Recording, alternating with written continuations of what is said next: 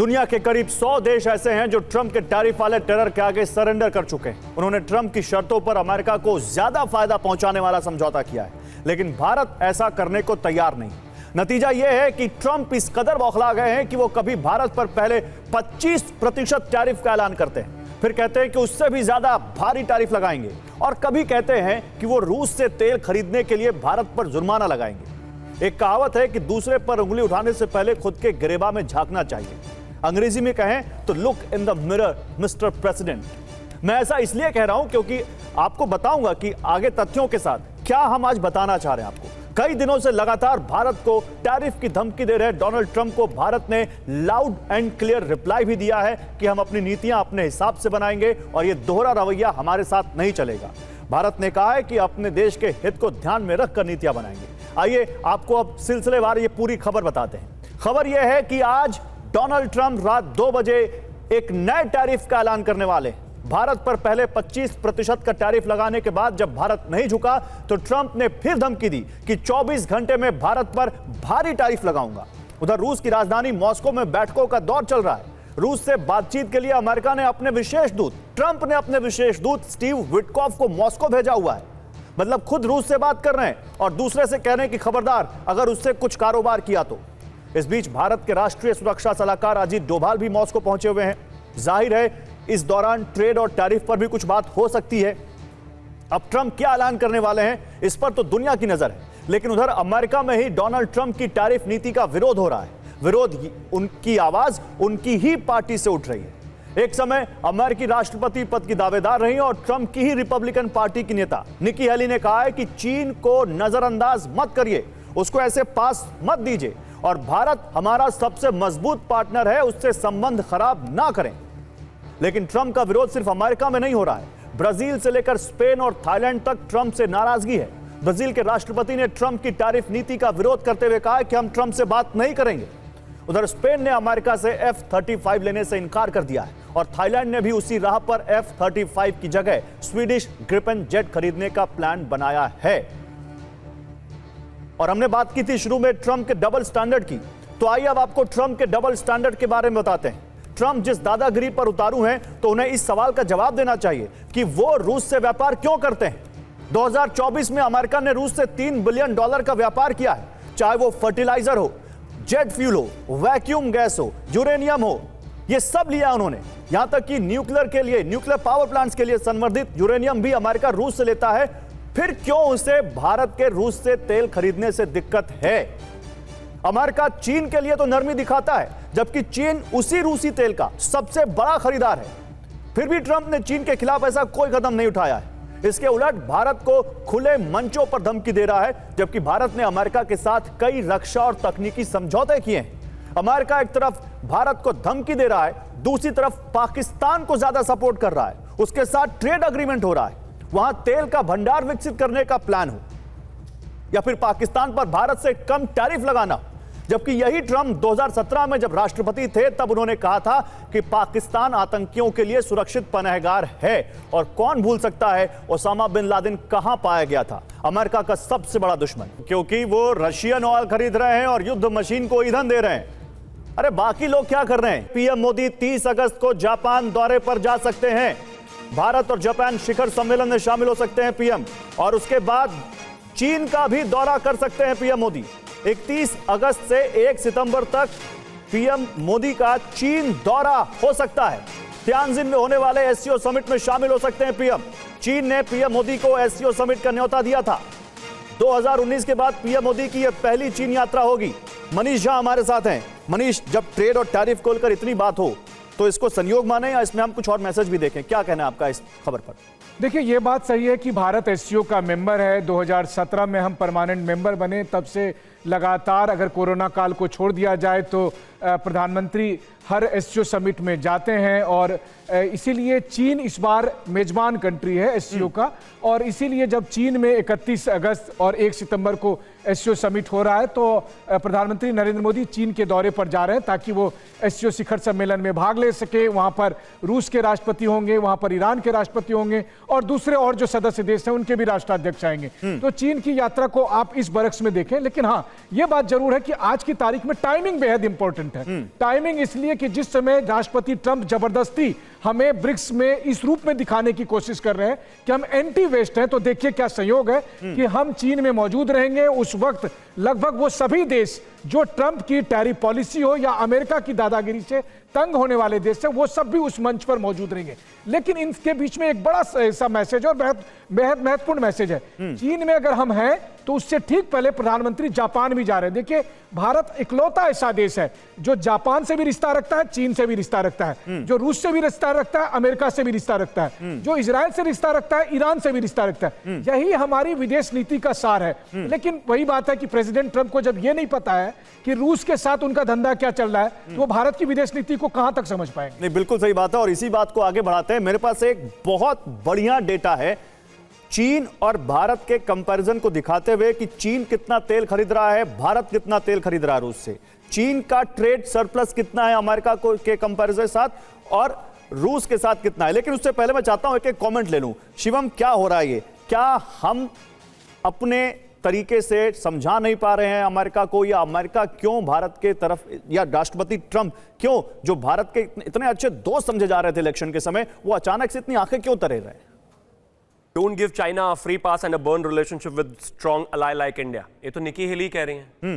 अगर भारत की ही बात करें तो उनकी पार्टी के लोग ही मानते हैं कि वही नहीं समझ पा रहे हैं उनको। इसके अलावा बिल्कुल ठीक है, ब्राजील प्रेसिडेंट ने कहा कि मैं डोनाल्ड ट्रंप से बात नहीं करूंगा, इंस्टेड मैं शी और नरेंद्र मोदी जी से बात करूंगा। मतलब जाहिर है कि जिस तरीके से टैरिफ को लेकर चीजों को मिसलीड किया गया है, कहीं ना कहीं उसको लेकर 4 तारीख को मेरे देश के मिनिस्ट्री ऑफ एक्सटर्नल अफेयर्स ने बिल्कुल साफ साफ कहा कि जिस तरीके से ट्रेड किया जा रहा है यूरोपियन यूनियन के साथ, यूनाइटेड स्टेट्स खुद ट्रेड कर रहा है इसके साथ, रशिया के साथ, भारत को ट्रेड करने का मुझे लगता है रोकने का एक गलत तरीके से पेश किया जा रहा है दुनिया में। खास तौर पर अगर हम बात करें तो हम इस चीज को मानते हैं कि जितना ट्रेड हमारा हुआ, खास तौर पर एक कुछ चीजें आप उठा लेते हैं एग्जांपल्स के तौर पर। आप मुझे एक चीज बताइए कि अगर मैं अकेले यूरोपियन यूनियन की बात करूं तो 2024 में 67.5 बिलियन यूरोस का ट्रेड है उनका। 2024 में चाइना अकेला कंज्यूमर है रशियन ऑयल का, विच इज अप्रोक्सीमेटली 65%। कोई बात नहीं है उसको लेकर, छोड़ दीजिए उसको। और बिल्कुल ठीक बात है, अगर हम खास तौर पर बात करें तो रशिया से, चाहे वो यूरेनियम का विषय हो, चाहे वो मेडिकल फैसिलिटीज का विषय हो, और चाहे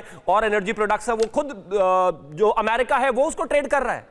लेकिन जब उन्हीं की एक जर्नलिस्ट पूछती है that India response was to United States was that United States itself is doing a trade with Russia, he said I don't know about that but will get back to you. मतलब अगर एक राष्ट्रपति अब उसका देश क्या खरीदता है रशिया से, नहीं वही बात है, नहीं बोल रहे उनको ये मालूम है कि भारत स्टैंड क्लियर, नहीं उनको ये मालूम है कि भारत कितना तेल खरीद रहा है रूस से, लेकिन उनको यह नहीं मालूम कि अमेरिका रूस से क्या खरीद रहा है। सरल पटेल जी, क्या आपको भी लगता है कि यह डबल स्टैंडर्ड है अमेरिका का, जो एक बार फिर खुलकर सामने आया है?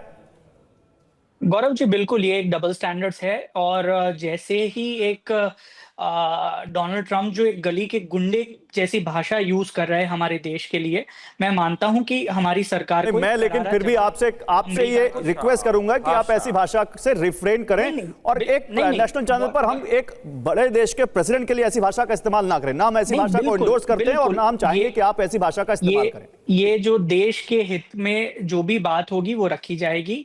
तो ये बात सही है कि जो भाषा का प्रयोग राष्ट्रपति ट्रंप हमारे देश के लिए कर रहे हैं वो बेहद ही निंदनीय है और उसको उसी भाषा में जवाब देना चाहिए।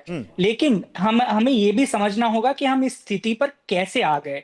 तो 2000 मनोज झा जी ने बहुत अच्छे से कहा कि हम एक ऐसे लौते देश है जो जापान से भी रिश्ते रखता है, चीन से भी रखता है, इजराइल से भी रखता है, ईरान से भी रखता है। तो एक स्ट्रेटेजिक ऑटोनॉमी हमारी फॉरेन पॉलिसी का एक कॉर्नरस्टोन रही थी। चाहे वो हमने नॉन अलाइन मूवमेंट का हम फाउंडर रहे हैं, हमने कभी किसी भी सुपर पावर से अलाइन नहीं किया है, हमने किसी की किसी भी एक्सिस की तरफ टिल्ट नहीं किया है। लेकिन आज जो हम स्थिति में आए हैं वो केवल इसीलिए आए हैं कि धीरे धीरे 2014 में जब ये एक सरकार चेंज हुई, धीरे धीरे विदेश नीति एक पीआर टूल का माध्यम बन गई, डोमेस्टिक पीआर का माध्यम बन गई। इसके चलते ये हुआ है कि जहां विश्व में भारत का पताका लहराना चाहिए था, वहां पूरा हमारा फोकस ये था कि मोदी जी का डंका कैसे बजे। हम जहां प्रधानमंत्री मोदी जाते हम सुनते कि वो ब्रिटेन चले गए। नहीं तो आप क्या चाहते हैं, क्या करना चाहिए भारत को ऐसी स्थिति में? भारत ने जो जवाब दिया, क्या आप उससे संतुष्ट नहीं है?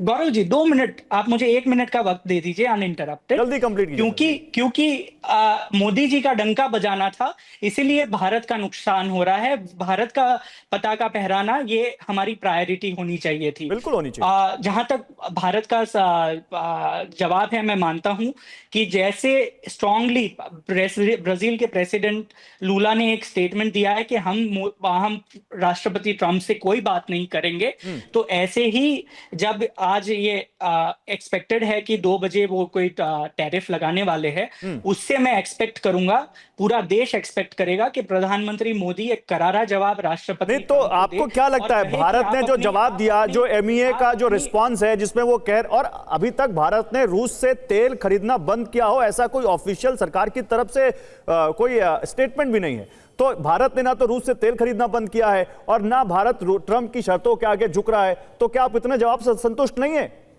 गौरव जी, आप एक माइक्रोस्कोप से इसको देख रहे हैं, बकायदा जरूरत है कि हम इसको ईगल आई से देखें। हम ये देखें कि कैसे 2014 के बाद जो हमारी पॉलिसी टिल्ट हुई अमेरिका की तरफ, विच फोर्स्ड रशिया, हमारा ऑल वेदर अलाई हुआ करता था, लेकिन रशिया ने 70 साल में पहली बार 2016 में पाकिस्तान के साथ मिलिट्री एक्सरसाइज की, उनसे एक काउंटर टेररिज्म और डायलॉग सेट किया गया 2017 में। 2018 में कैसे Mi-35 अटैक हेलीकॉप्टर्स रशिया ने पाकिस्तान को बेचे। तो कहीं ना कहीं ये जो हमारी पॉलिसी में शिफ्ट आया और केवल ये डोमेस्टिक पीआर के चलते और किसी एक निजी इमेज को सुधारने के चलते हुआ है, ये आज देश को हर्ट। अच्छा, तो आप ये कह रहे हैं शिवम सुनिए, ओके, आप ये कह रहे हैं कि देश का नुकसान डोमेस्टिक पीआर के वजह से हो रहा है और निजी हित की वजह से देश का नुकसान हो रहा है। नहीं सरल पटेल सुनिए, आप बात जवाब बीजेपी को जवाब देने दीजिए ना, इस पर बीजेपी जवाब देगी आपकी बात का। 10 सेकंड्स लेट मी कंप्लीट। अच्छा जल्दी कंप्लीट कीजिए, फिर बहुत बोलिए आप। हम ये हमेशा सुनते थे कि मोदी जी और ट्रंप जी की एकदम पर्सनल केमिस्ट्री बहुत अच्छी है, तो ये मैं मानता हूं कि ये जो पर्सनल केमिस्ट्री का एक एक्सपेरिमेंट था वो फेल हुआ है और उसके चलते जो ऐसे फंड है वो सरल जी, ओके, अब जरा सरल भाषा में मैं इनसे भी पूछ लेता हूं, भैया बताइए शिवम जी, वो केमिस्ट्री कहां गई? और बात तो सही है, इलेक्शन के समय हमने देखा था, खुद प्रधानमंत्री ने कहा माय फ्रेंड डोनाल्ड ट्रंप, हमने देखा वो केमिस्ट्री किस तरह से भारत में डोनाल्ड ट्रंप की जीत के लिए हवन किए जा रहे थे। केमिस्ट्री तो थी और इसके अलावा वो लग रहा था कि डोनाल्ड ट्रंप आएंगे तो भारत और अमेरिका के रिश्ते एक नए पायदान पर जाएंगे, लेकिन यहां तो सब कुछ उल्टा दिख रहा है और वो कह रहे हैं कि ये सब डोमेस्टिक पीआर के लिए किया गया था, वो कह रहे हैं कि ये सब किया गया था किसी निजी फायदे के लिए। मेरे देश के प्रधानमंत्री की केमिस्ट्री वर्ल्ड लीडर्स से ज्यादातर सभी से बहुत बेहतर होती है, लेकिन इसका यह बिल्कुल मतलब नहीं है कि अगर मेरे देश के प्रधानमंत्री की पर्सनल केमिस्ट्री किसी से बेहतर है तो वो देश के इंटरेस्ट से, हितों से ऊपर चली जाएगी। होती थी कुछ पार्टियां और उनके प्रधानमंत्री जिनकी पर्सनल केमिस्ट्री जो है फलस्तीन से बहुत बेहतर होती थी, इसीलिए 30 साल तक इजराइल को हमेशा साइड में रखा। हमारे लिए पर्सनल केमिस्ट्री देश हित से ऊपर नहीं है और इन्होंने कहा कि ये जो डोमेस्टिक पीआर है इसकी वजह से स्थितियां इतनी खराब हुई। पैलेस्टीन के प्रति अभी आपकी क्या रवैया है? आने तो दीजिए प्लीज। नहीं, पैलेस्टीन का आपने जिक्र किया, क्या पैलेस्टीन के प्रति आपने पॉलिसी बदल दी है? मैं क्या कह, लेकिन हम वहां पर एट द सेम टाइम हम उस पर बात नहीं कर रहे, लेकिन हम इजराइल से भी कोऑर्डिनेट कर रहे हैं और वहां पर भी बात कर रहे हैं और उनसे भी बायलैटरल टाइज भी चल रही है, ट्राइलैटरल टाइज भी चल रही है। आगे आता हूं। अब एक और चीज, इन्होंने कहा कि वो डोमेस्टिक पीआर की वजह से हमारी जो फॉरेन पॉलिसी है वो खराब हो गई। आईएमएफ ने इसी दुनिया में अभी कहा है कि जो ग्लोबल जीडीपी ग्रोथ होगी वो 3 से 3.1% होगी। भारत की जीडीपी ग्रोथ इस समय जो है आईएमएफ ने 6.4 और 6.5 प्रोजेक्ट करी है 2026-2027 के लिए। कोरोना के बाद और इतनी बुरी स्थितियों के बाद अगर ये पर्सनल पीआर की वजह से हो रहा है तो मैं मानता हूं होना चाहिए।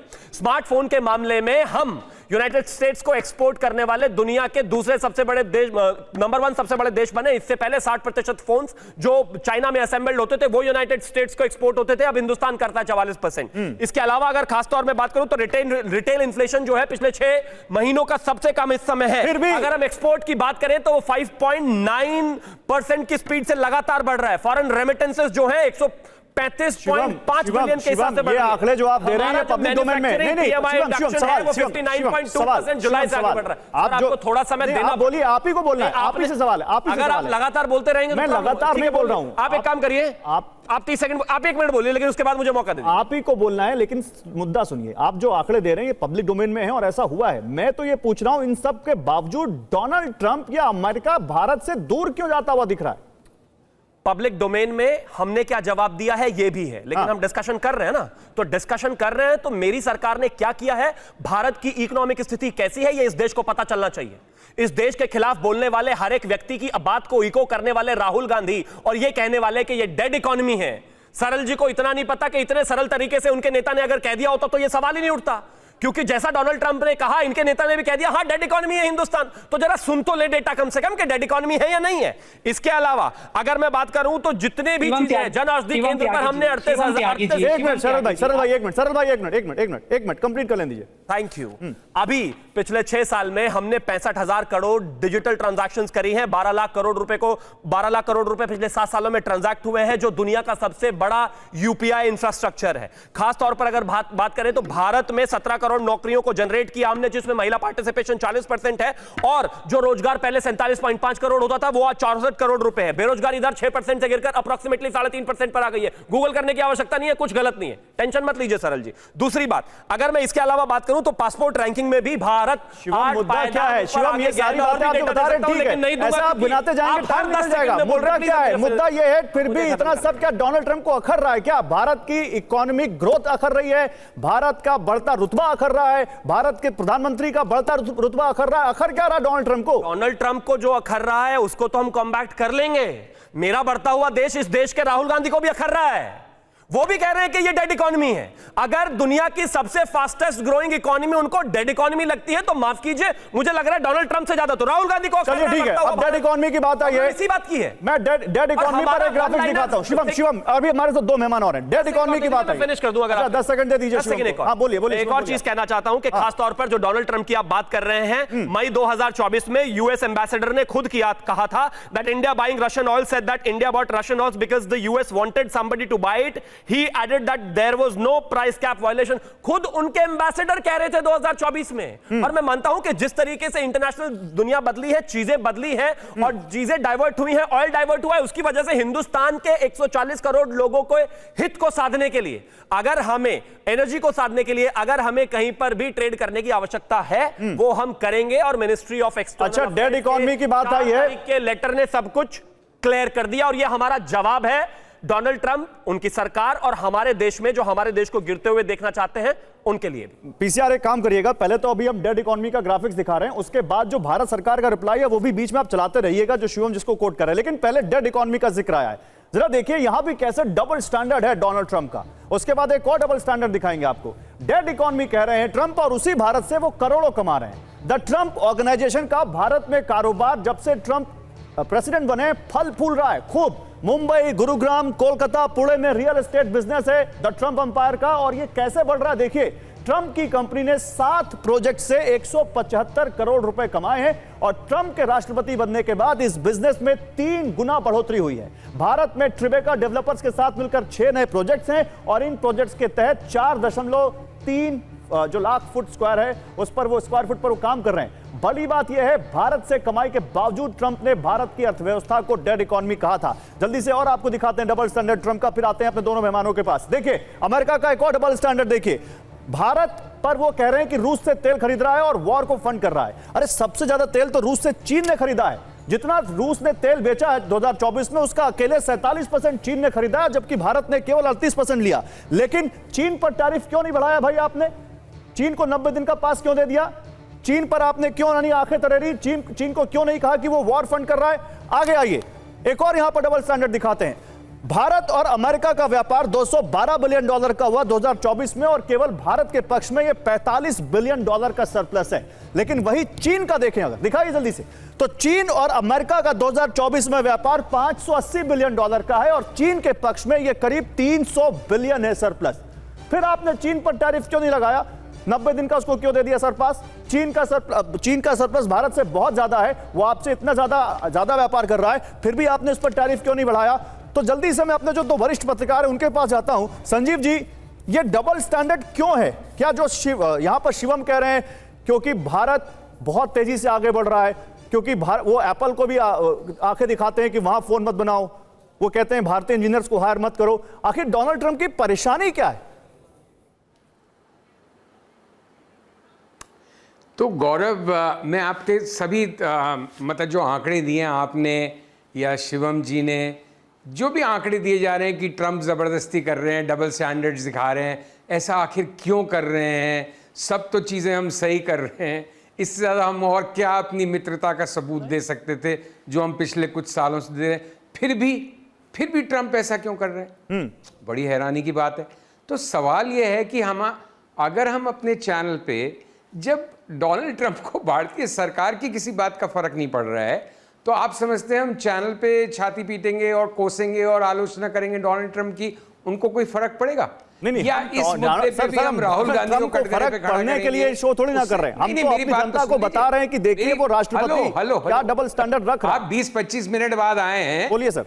20-25 मिनट बाद आए, 30-40 सेकंड सुनने का भी धीरज रखिए। बोलिए सर। तो हम डोनाल्ड ट्रंप की आलोचना कर लें, हम राहुल गांधी की आलोचना कर लें, मैं बिल्कुल ही कहना नहीं चाहता कि हमारी विदेश नीति में क्या गड़बड़ हुई, लेकिन असल में तो हमें डोनाल्ड ट्रंप अपने गिरेबान में झांके, वो तो उनका मुद्दा है।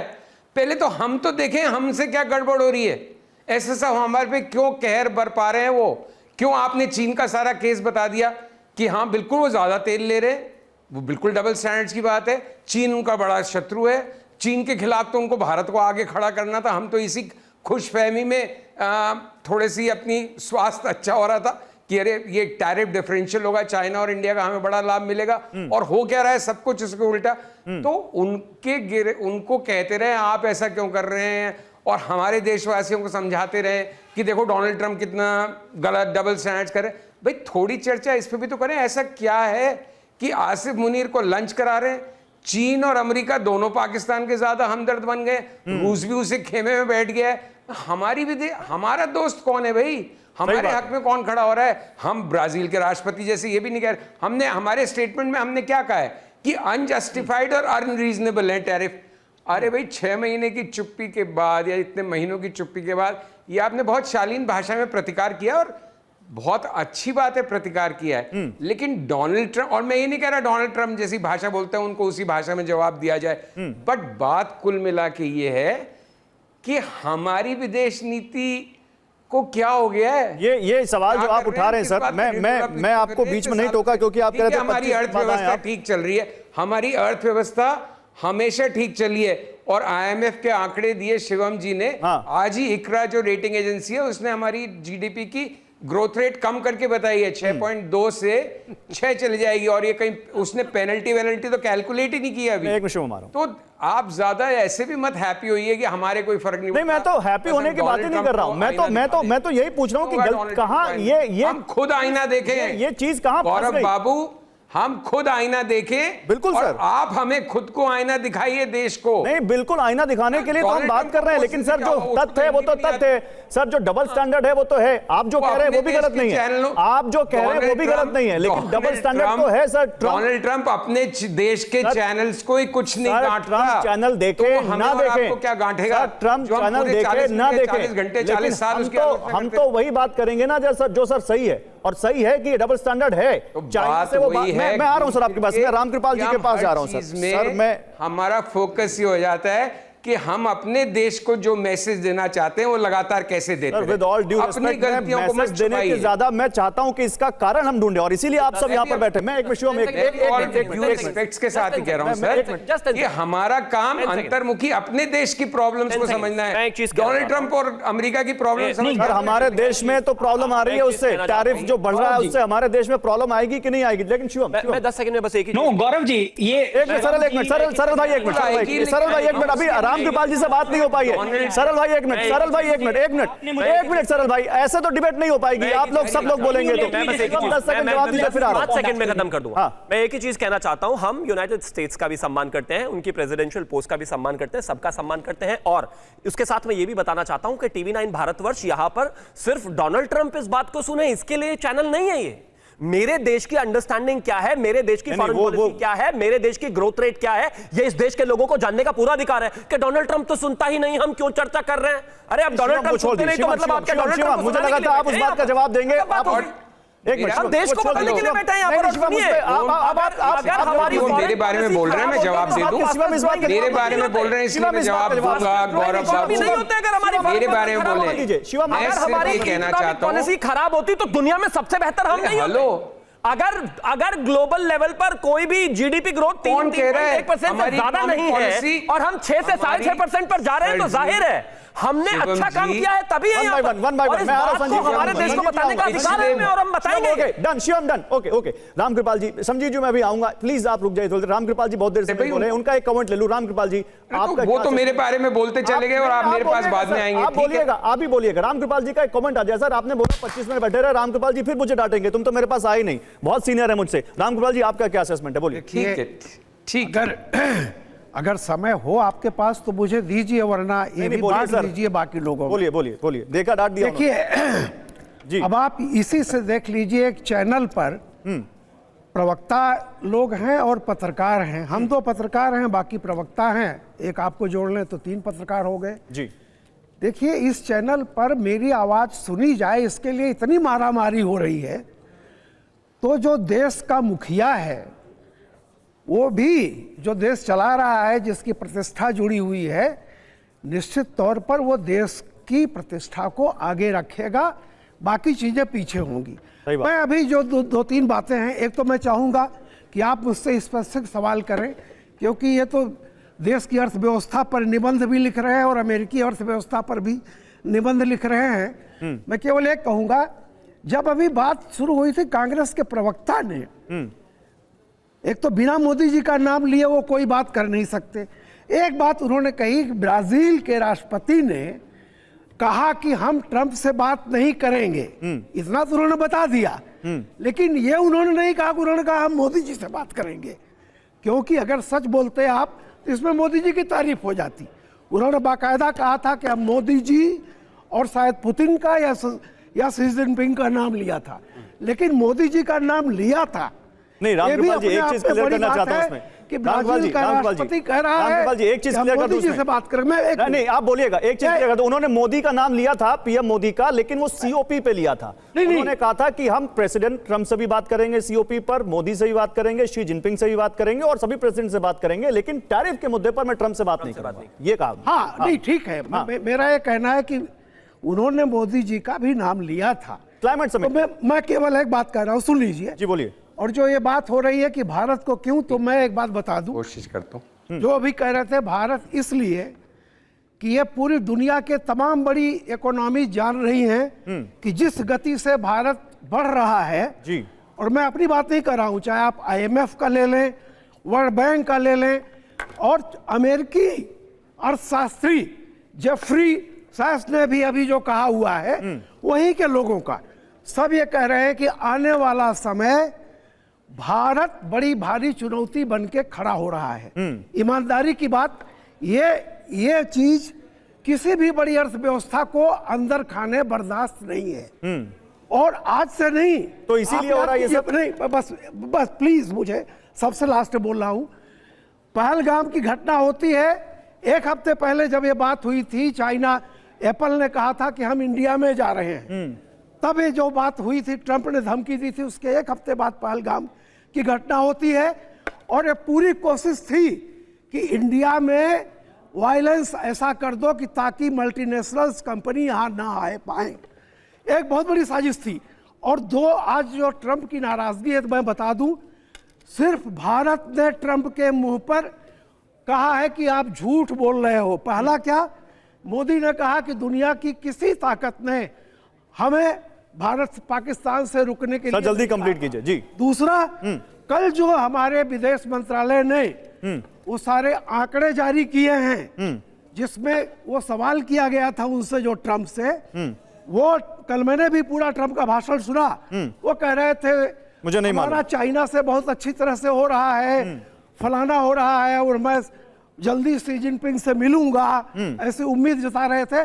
और वही पर कह रहे थे, जब सवाल पूछा गया कि हमें इस बात का पता नहीं है। हाँ। आपको ये बात का, जिस देश का राष्ट्रपति बार बार भारत के बारे में कह रहा है, वही तो सवाल है रसिया सर। से तेल खरीदना। और बात सुनिए, ठीक है सर, जल्दी कंप्लीट कीजिए, मेरे पास देखिए, समय कम है। मैं इसलिए कह रहा हूं, 3 साल तक अमेरिका में हथियार किसने भेजे यूक्रेन में? हाँ। किसने बेचे? चाहे वो बाइडन रहे हो, चाहे ये रहे हो। आपने पूरा सारा का सारा यूक्रेन को जलाने में सबसे ठीक है सर, बड़ी ओके अमेरिका की रही। ओके। संजीव जी बोलिए, 30 सेकंड है सर, आपको कोई जवाब देना था, फिर मैं आऊंगा सर पटेल आपके पास। नहीं नहीं नहीं, कोई ऐसी बात नहीं है गौरव। मैं थोड़ा सा ऐसी उस समय उनकी, देखिए मेरा पक्ष बड़ा सिंपल है। मैं आप डोनाल्ड ट्रंप की हम और आप आलोचना कर रहे हैं जितना भी, उतनी कम है जिस तरह का उनका बिहेवियर हमारे साथ हो रहा है। ठीक है। और हमारे देश को समझना भी चाहिए, जैसे शिवम कह रहे हैं कि उनका पॉइंट ऑफ व्यू कितना लॉपसाइडेड और डबल स्टैंडर्ड वाला है। मेरी बस एक लिमिटेड सी गुजारिश थी कि उतना ही फोकस इस बात पे हमेशा होना चाहिए कि हमारी फॉरेन पॉलिसी कहां फेल हो रही है। Absolutely. कि आज दुनिया का हर बड़ा मुल्क हमारे साथ खड़ा नहीं दिख रहा है हमें। नहीं, ये और तो हम- डोनाल्ड ट्रंप जिस पे हमारा इतना भरोसा था, जिसके साथ हम, मतलब एक तरह से हम उसका चुनाव प्रचार कर रहे थे भाई, बिल्कुल। वो हमारे सबसे बड़ा शत्रु बनकर निकल के आ गया। ये तो हम शिवम से चीन पूछ तो हम रहे जा हैं, रहे हैं, बीजेपी के जो आधिकारिक बहुत प्रवक्ता हैं, अच्छी उनसे बात तो है। ये मैंने पिछली आपने SCO की सुना होगा मीटिंग सर, में मैंने तो बीजेपी वहाँ के प्रस्ताव ही आधिकारिक पारित हो गया था प्रवक्ता जिसमें बलूचिस्तान का नाम आ गया था। हाँ। वो तो हमने बड़ी मुश्किल से वीटो किया उसको। हाँ। तो ये मेरा बस इतना सा लिमिटेड पॉइंट था कि हमारी चर्चाओं सर। का ये भी भाग होना चाहिए, अंग होना चाहिए, हिस्सा होना चाहिए कि हमारे क्या फेलियर्स हो रहे हैं। मैं यही सवाल, क्योंकि मनीष झा हैं और क्योंकि ये बहुत सारी विदेश दौरों पर जाते रहते हैं प्रधानमंत्री के साथ और दूसरे मंत्रियों के साथ, और वहां देखते हैं कि भारत की डिप्लोमेसी किस तरह से काम कर रही है। मनीष, क्योंकि समय कम है, सरल के पास जाना है, क्या डोनाल्ड ट्रंप के साथ क्या हुआ? मतलब सब कुछ इतना गुडी गुडी था, अचानक से क्या हो गया? कैसे असेस करें इसको? देखिए, बात यह है कि सब कुछ हमारे या हमारे देश के कंट्रोल में नहीं है। अमेरिका का राष्ट्रपति कौन बनेगा ये तो अमेरिका के लोग ही तय करेंगे। और अभी अमेरिका के लोग भी झेल रहे हैं राष्ट्रपति ट्रंप के कैरेक्टर को लेकर या उनके बिहेव को लेकर। तो अब व्हाइट हाउस में जो बैठेगा उसी से हमें डील करना है। डोनाल्ड ट्रंप भारत के दोस्त थे, बिल्कुल दोस्त थे, लेकिन अगर अमेरिका की डोमेस्टिक पॉलिसी हो या उनके डीप स्टेट का प्रोजेक्ट हो, अगर वो उसके माथे पर हो, अगर डोनाल्ड ट्रंप की कनपटी पे बंदूक रखकर अगर उसका डीप स्टेट कुछ काम करा रहा है, तो उसमें जरूरी नहीं है कि हर कुछ में हमारे हाथ में हो। बिल्कुल है, जो चीजें, ये बात सच है कि डिप्लोमेसी के तहत कुछ चीजें करनी चाहिए। एक चीज मैं जोड़ दूं, चूंकि संजीव सर ने चुनाव प्रचार का जिक्र किया था, यह बात सही है कि हाउडी मोदी के कार्यक्रम में अगर को लेकर अगर उनका इशारा है, तो दूसरा एंगल यह भी है कि पिछले साल जब हम लोग अमेरिकी चुनाव प्रचार, अमेरिकी राष्ट्रपति के चुनाव को कवर कर रहे थे, हमने देखा राष्ट्रपति ट्रंप ने उस वक्त चुनाव प्रचार के दौरान कहा प्रधानमंत्री मोदी को कि आप आइए हमारे साथ प्रेस कॉन्फ्रेंस में। लेकिन राष्ट्रपति प्रधानमंत्री मोदी नहीं गए, क्योंकि हम किसी चुनाव प्रचार में नहीं जाते। व्हाइट हाउस में जो बैठेगा हम उसको अपना दोस्त बताएंगे, उनके साथ अच्छा रिलेशन रखेंगे, क्योंकि भारत और अमेरिका का रिश्ता पाकिस्तान और अमेरिका या ब्राजील और अमेरिका के रिश्ते से नहीं तुलना की जा सकती। सरल पटेल, अब आपका टर्न है, बताइए।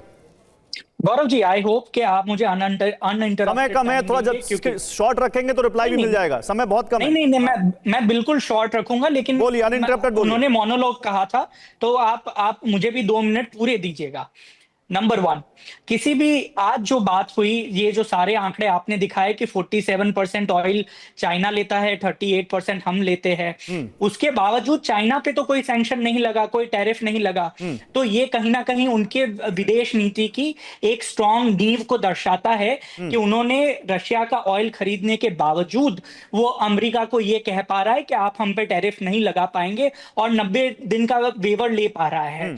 तो क्या ऐसी क्या हमारी ऐसी क्या फेलियर है कि हमारी विदेश नीति ये नहीं कर पा रही है? क्योंकि जो मैं पहले कह रहा था 10 सेकंड में खत्म करिए सरल भाई, समय खत्म हो चुका, फिर शिवम जवाब दे देंगे। विदेश नीति एक डोमेस्टिक पीआर का टूल बन गई है। देश के एडवर्सरीज को टारगेट करने के बजाय, देश के एडवर्सरीज को बॉक्स करने के बजाय, नेशनल इंटरेस्ट को बढ़ाने के बजाय ये डोमेस्टिक एडवर्सरीज को टारगेट करना, ये डोमेस्टिक। ठीक है, जल्दी खत्म कीजिए, शिवम जवाब देंगे वरना समय खत्म हो जाएगा। वही मैं एक चीज कहना चाहता हूं, मुझे लगता है बहुत ज्यादा डेटा देने के बाद भी मैंने इनको समझाने की कोशिश ठीक है, शिवम जवाब दीजिए। हमारी जो फॉरेन पॉलिसी है वो कैसी रही, लेकिन फिर भी मैं जानता हूं वो समझेंगे नहीं। इसी फॉरेन पॉलिसी को वो लगातार लेकर बोलते रहे कि पाकिस्तान को मिल जाता है। मैं उनके बीच में बोला नहीं। सरल भाई एक एक करके बोलिए ना, आपकी बात समझ में आ रही थी, शिवम की बात भी तो समझ में आए। सरल भाई समय कम है, समय खत्म हो जाएगा, आपकी बात रख ली, अब 20 सेकंड बचे हैं, शिवम को बोलने दीजिए। शिवम बोलिए। मैं मानता हूं कि किसी की भी नाराजगी हो, सरल पटेल रुक जाइए, किसी को भी हमारी फॉरेन पॉलिसी से नाराजगी हो, लेकिन हमारी फॉरेन पॉलिसी इस देश के 140 करोड़ लोगों के लिए है, 140 करोड़ लोगों के हित के लिए है। और उसके लिए अगर हमें किसी भी कंट्री से संबंध स्थापित करके चीजों को आगे बढ़ाना है, हम बढ़ाएंगे। हां, उसको लेकर जरूर सवाल जवाब सबके हो सकते हैं, उसको हम देते जाएंगे। और एक राष्ट्र के नाते अगर कोई भी इस देश को लेकर कोई भी ऐसी स्टेटमेंट करता है तो हमें उसको जवाब देने में कोई ना इत्तेफाकी नहीं है। बाकी और लोगों को भी टैरिफ किया गया, सबने रिटर्न टैरिफ किया, लेकिन इंडिया ने साथ साथ में यह भी बताया कि यूनाइटेड स्टेट्स कितना रशिया से ट्रेड करता है और यूएई कितना ट्रेड करता है। और हम इस स्टैंड को लेकर बिल्कुल क्लियर है। जब हमारे हितों की बात आएगी हम उसको लेकर बिल्कुल एक क्लियर कट स्टैंड रखते हैं। ओके, समय खत्म हो चुका है। सर्वोपरि and that's it. Thank you so much, आप सभी लोगों का बहुत शुक्रिया।